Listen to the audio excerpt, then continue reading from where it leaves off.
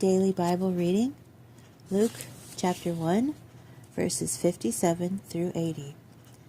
The time arrived for Elizabeth to have her baby, and she gave birth to a son.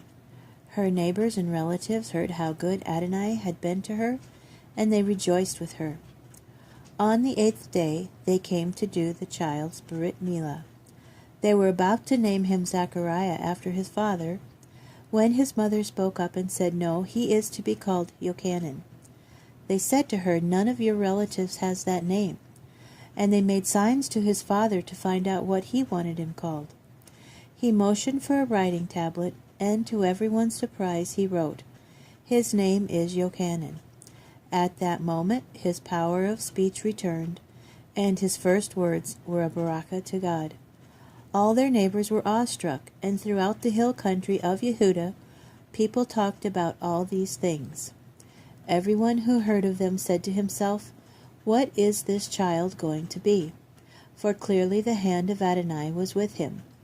His father, Zachariah, was filled with the Ruach HaKodesh and spoke this prophecy.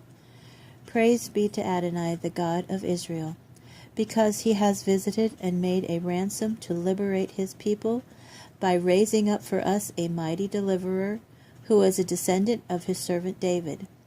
It is just as he has spoken through the mouth of the prophets from the very beginning, that we should be delivered from our enemies and from the power of all who hate us.